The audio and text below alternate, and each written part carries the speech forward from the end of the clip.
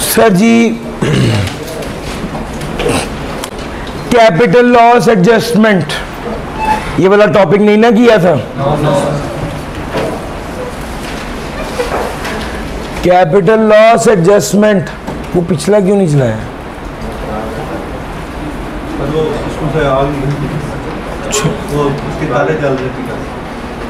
Capital loss adjustment,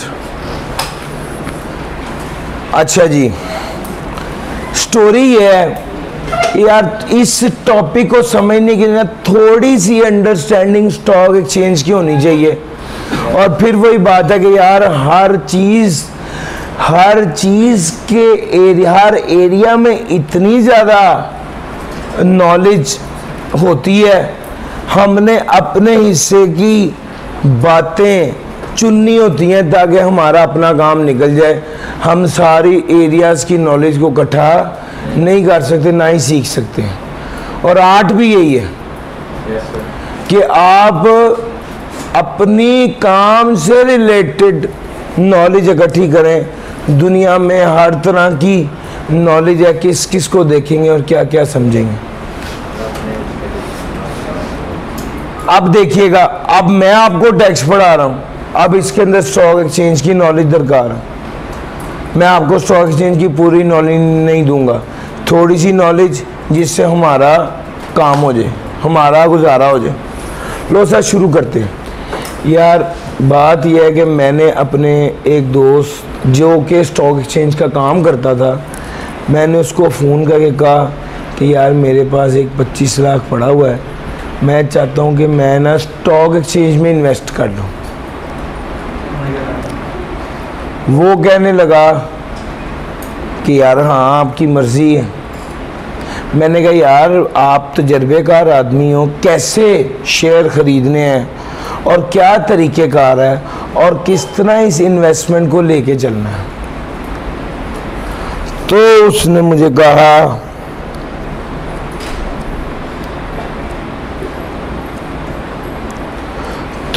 मुझे कहा कि भाई सबसे पहले तो आप एक सिक्योरिटी कंपनी में अकाउंट खुलवाओ। मैंने कहा क्या मतलब? कहता जिस तरह बैंक में अकाउंट खुलवाते हो ना, इसी तरह ही सिक्योरिटी एक्सचेंज कंपनी में अकाउंट खुलवाओ। मैंने कहा अच्छा भाई कैसे खुलेगा अकाउंट, कौन कौन सी कंपनियां होती हैं? कहता है बहुत सी कंपनीज हैं।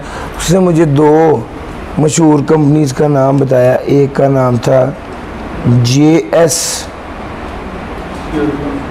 सिक्योरिटीज और एक का नाम था KASB सिक्योरिटीज। अच्छा जी, इन जगहों पर मैं गया, मैंने अकाउंट खुलवाया और अपने अकाउंट से इस अकाउंट में पैसे ट्रांसफ़र कर दिए, यानी मीज़ान बैंक से इस JS सिक्योरिटी अकाउंट में पैसे ट्रांसफ़र।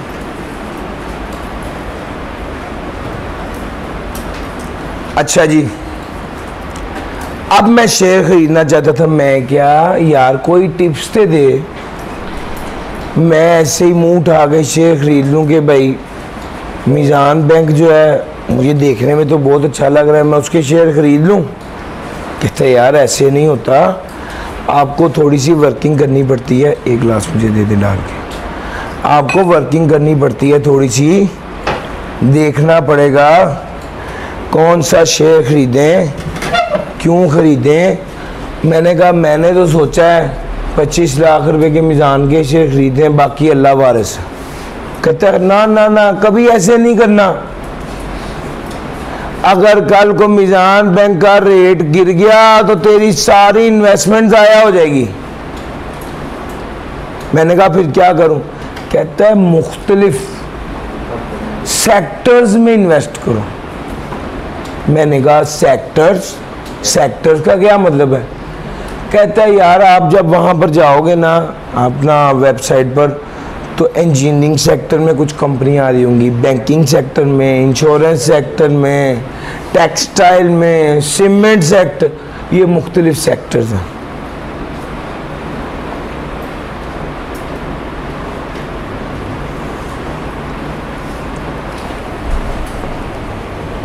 अल्हम्दुलिल्लाह। अच्छा जी, तो इन सेक्टर्स में मुख्तलिफ कंपनीज आ रही होती हैं, तो आइडियली आपको 25 लाख एक सेक्टर में इंजेक्ट नहीं करना चाहिए, इन्वेस्ट नहीं करना चाहिए। कम से कम 3-4 सेक्टर्स के शेयर खरीदो। कहते हैं अच्छा, मैंने कहा और फिर कहता है अपने 3-4 सेक्टर के शेयर खरीद के पोर्टफोलियो बना लो। मैंने कहा पोर्टफोलियो, पोर्टफोलियो क्या होता है? कहने लगा शेयर्स की फ्रूट चाट,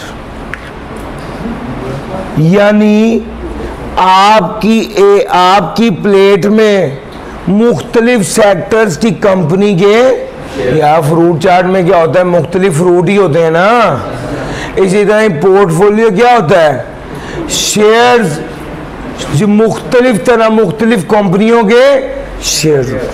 अच्छा जी, तो पोर्टफोलियो तो हो गया शेयर की फ्रूट चाट।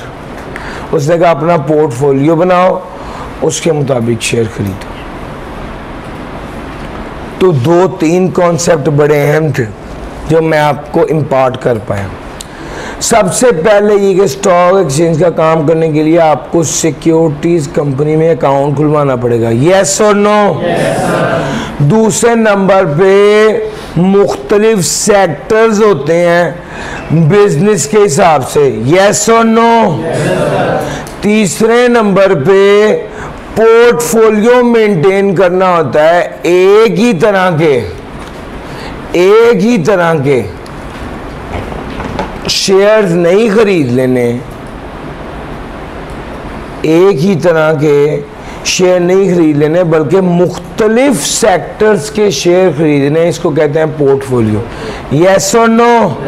ये 3-4 बातें आपको समझ में आ गई। अब ये बेस थी। अब ये बेस जब समझ आ गई है, तो अब मैं इस पॉइंट पर हूं कि आपको बताऊं कि गेम कैसे होती है सिक्योरिटीज में। तो जनाब मिस्टर अली इमरान ने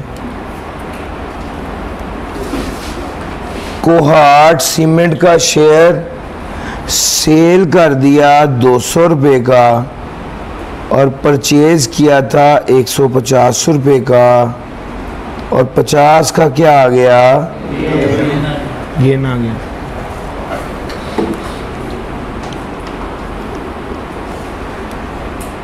दूसरा आ गया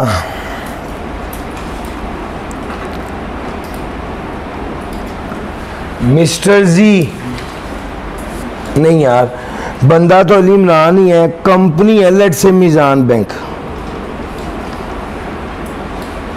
ईयर एंड पर मीज़ान बैंक के शेयर की फेयर मार्केट वैल्यू थी 200 रुपये, जबकि मैंने खरीदा था 220 रुपये का। फेयर मार्केट वैल्यू 200 थी, कितने का लॉस आ गया?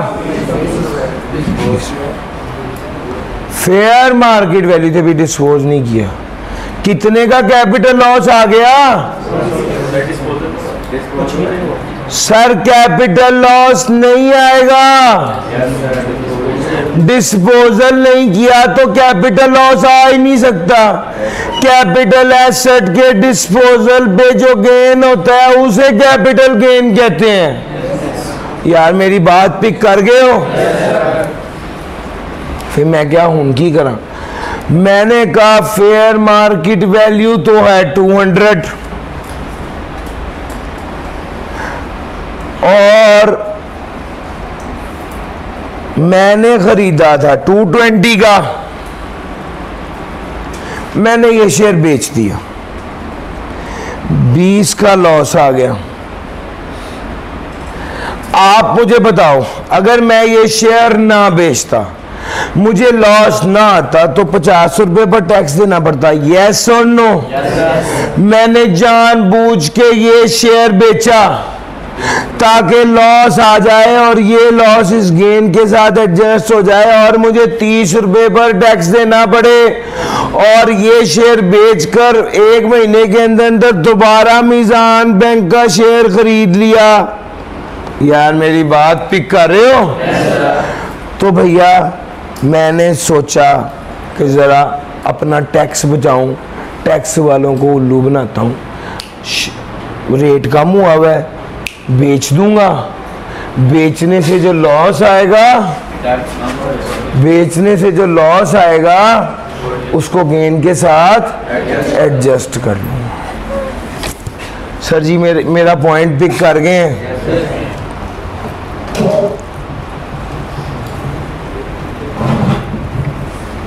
अच्छा जी,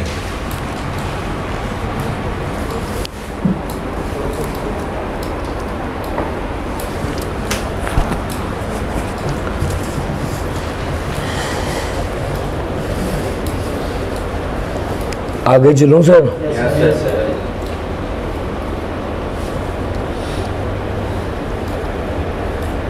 टैक्स वालों को ये बात बहुत बुरी लगी। टैक्स वालों ने कहा कि आपने ये जो शेयर बेचा ताकि लॉस के साथ एडजस्ट करें और फिर दोबारा शेयर खरीद लिया, इसका मतलब है आपने बेचा ही सिर्फ इसलिए था कि आप इसको गेन के साथ एडजस्ट कर लें और आपका गेन कम हो जाए और कम पे टैक्स लगे। इस तरह की सेल को कहा जाता है वॉश सेल। टैक्स वाले कहते हैं वॉश सेल करने पर जो लॉस हुआ वो गेन के साथ एडजस्ट। यार मेरी बात पिक कर गए? Capital loss adjustment disallowed is the name of the topic. वो कहता है where capital loss realised on disposal of a specific security by an investor is preceded or followed in 1 month period by purchase of the same security by the same investor or its related party, thus maintaining his portfolio. This means that capital loss will not be recognized if the purchase and sale are made within 1 month. अगर purchase और cell 1 माह के अंदर अंदर हुई है तो समझा जाएगा कैपिटल लॉस रिकॉग्नाइज नहीं। अगर सिमिलर सेक्टर में भेजे तो फिर अगर किसी और बैंक के परचेज करनी है। ये समझ आ गया सर? Yes sir. कसम से यही बात करने लगा। तो सर जो भाई ने सोचा है इसी तरह ही मैंने भी सोचा। मैंने कहा टैक्स वालों ने जो कहा है हम आपके लॉस को एडजस्ट करने की इजाज़त नहीं देंगे, मैंने क्या किया, मैंने मीज़ान बैंक का शेयर 200 का बेच दिया और 200 का लॉस आ गया जिसको गेन के साथ एडजस्ट किया और 30 पर टैक्स दिया और 1 माह बाद मीज़ान नहीं बल्कि हबीब बैंक का शेयर खरीद लिया। भाईजान सेम शेयर तो नहीं खरीदा ना। टैक्स वाले तो यही कहते थे कि अगर तुमने सेम शेयर खरीदा और उसको और उस पहले जो वही शेयर बेचकर लॉस को गेन के साथ एडजस्ट किया था तो हम माइनस करने की इजाजत नहीं देंगे। अब मैं खुश हो गया, मैंने कहा भाई अब तो मैंने सेम शेयर। टैक्स वालों ने कहा नहीं, तुम बड़े सियाने हो, तुमने सिमिलर शेयर खरीदा है और तुमने अपना पोर्टफोलियो भी बरकरार रखा है। यार आप बैंकिंग सेक्टर में ही रहे हो ना। वो कहता है अच्छा ये बात है तो तुम छोड़ दो, तुम डेस्कॉन इंजीनियरिंग का शेयर खरीदो, ये वाला ना खरीदो। तुमने उसी तरह के इदारे का उसी कीमत के करीब करीब का शेयर खरीद लिया कहने को तुम ये कह रहे हो कि मैंने वो शेयर तो नहीं ना ख़रीदा, वो कह रहे हैं भाई तुमने पोर्टफोलियो तो मेंटेन किया है ना। Sir ji tax swap sale यही है।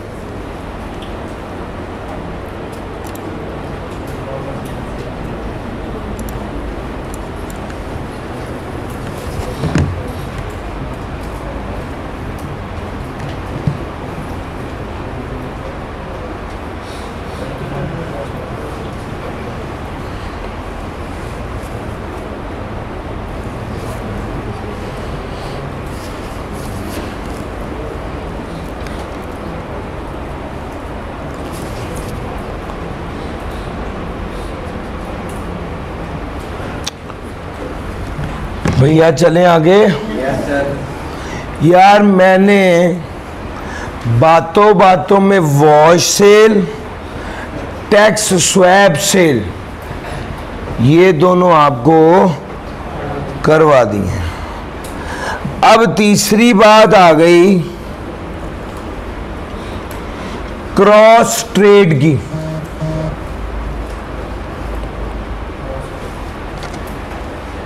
क्रॉस ट्रेड की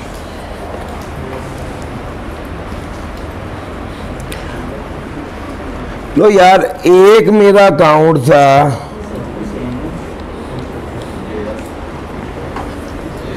एक केस में भैया मैं बता देता हूं, एक केस में सिक्योरिटी सेम है, दूसरे केस में सेक्टर सेम है। पहले केस में क्या है सेम सिक्योरिटी, दूसरे केस में उसने क्या है similar security of the same sector keeping the portfolio या मेंटेनिंग द पोर्टफोलियो। यार मेरी बात समझ आ गई है? हो सर। यार एक मेरा शेयर, एक मेरे पास जेएस सिक्योरिटी में अकाउंट था, एक मेरा अकाउंट केएसबी सिक्योरिटीज में। 100 रुपये का शेयर नहीं, मेरे पास एक शेयर था, मैंने वो यहां से निकाल दिया, यहां पर ऐड कर दिया। यार मेरी बात समझ रहे हो? जीएस सिक्योरिटी का शेयर था, मैंने 100 में से लेस करके यानी एक जगह से निकाल दिया, जीएस से निकाल कर ऐड कर दिया केएसबी सिक्योरिटी में। ये बिल्कुल ऐसा ही है कि मैं मीज़ान के अकाउंट, मीज़ान में से पैसे निकाल कर अल्फला वाले अकाउंट में रख दूं और कहूँ कि ओहो हो बड़ा ख़र्चा हो गया, मेरा तो अकाउंट वेला हो गया मीज़ान दा।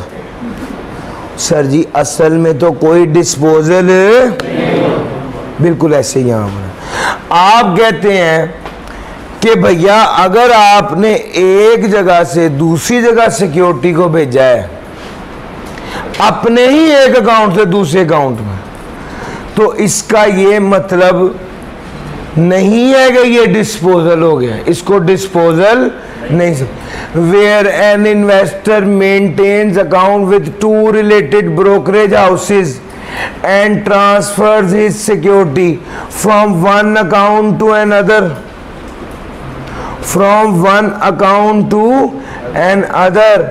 then the capital loss shall not be। भैया फिर क्या भैया, इस आपने एक अकाउंट से दूसरे अकाउंट में सिक्योरिटी ट्रांसफर किया, ये डिस्पोजल ही नहीं है, डिस्पोजल नहीं हुआ तो कैपिटल लॉस की तुक ही नहीं बनती। सर जी मेरी बात समझ रहे हैं?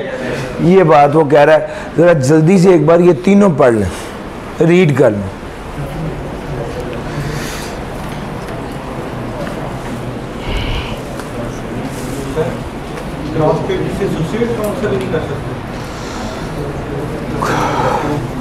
आप अपने से नहीं कर सकते, उसने कहा है कि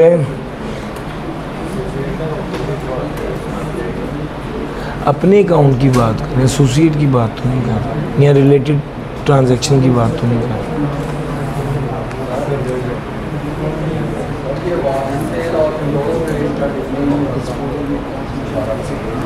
वो तो बिल्कुल दो अलग-अलग चीज़ें।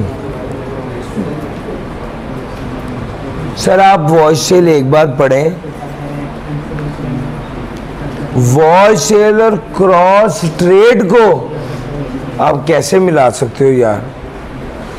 आपने एक शेयर खरीदा था, ठहर जाइए यार, आपने एक शेयर खरीदा था, फिर उसको बेच दिया, लॉस रियलाइज हो गया, लॉस को गेन के साथ एडजस्ट कर दिया और दोबारा बाद में खरीद लिया, इसको वॉश सेल कहते हैं। क्रॉस ट्रेड तो ये कहते हैं आपने अपने एक ब्रोकरेज हाउस के अकाउंट से दूसरे ब्रोकरेज का हाउस में अपनी सिक्योरिटी भेज दी, ट्रांसफर कर दी। थैंक यू भाई। ब्रोकरेज बिजनेस में भी ये शेयर्स हैं, उसमें कैपिटल गेन। एक मिनट, ब्रोकरेज बिजनेस के अंदर भी कैपिटल, ब्रोकरेज बिजनेस में भी वो ये शेयर्स जो सेल का, सिक्योरिटी सेल का है, ये कैपिटल गेन करना। हाँ जी कैपिटल गेन उनका बिजनेस में नहीं जाएगा। नहीं, सिक्योरिटीज की जो सेल परचेज होती है वो अंडर दैट कैपिटल गेन जाती है। अगर उसका काम ही नहीं है भैया अदर सोर्स में जो ना आए, अदर सोर्स वाले सारे काम अगर बिजनेस हो तो इनकम फ्रॉम बिजनेस में होता है। कैपिटल गेन तो कैपिटल गेन में ही जाएगा। अब एक बंदा है, उसकी 10 प्रॉपर्टी हैं, वो उन 10 का किराया लेता है, तो वो इनकम फ्रॉम प्रॉपर्टी में आएगा या बिजनेस में आएगा? प्रॉपर्टी में आएगा। अदर सोर्स में ये ऑप्शन है कि अगर वो उसका मेन बिजनेस है तो वो बैंक जो है उसके लिए वो profit on that other source नहीं होगा बल्कि बिजनेस होगा, बाकी तो किसी जगह पर नहीं। जी भैया 1 मंथ का पीरियड गुजर गया तो कोई बात नहीं। सर जी अगर बैंकिंग या इंश्योरेंस कंपनियां इस तरह की हरकतें करें, वॉइस सेल, क्रॉस ट्रेड या टैक्स स्वैप सेल, तो इन पर कोई असूल लागू नहीं होता। यानी the above provision regarding wash sale, cross sale, tax swap sale shall not apply to, यानी ये लॉस एडजस्ट कर लेंगे, इनको इजाजत होगी। किसको? बैंकिंग और इंश्योरेंस कंपनी को। अब यहां पर एक बच्चा गलत समझ गया था, वो बच्चे ने मुझे सवाल किया, मैं कहा यार तुम्हें मैं बताता कुछ हूँ, समझते कुछ हूँ, मेरे ज़हन में आया मैं आपको भी बता दूँ, शायद आप में से भी कोई ये ना समझाओ। यानी इसका मतलब ये है कि HBL का शेयर और मीज़ान बैंक के शेयर की बात कर रहा हूँ? नहीं, अगर इन्वेस्टमेंट करने वाला इदारा बैंक है या इंश्योरेंस कंपनी है तो उस पर ये वाला रूल अप्लाई नहीं होगा। जिस इदारे के शेयर खरीदे हैं उसकी बात नहीं हो रही, जो इदारा इन्वेस्ट कर रहा है उसकी बात हो रही है। यार मेरी बात पिक कर गए हो?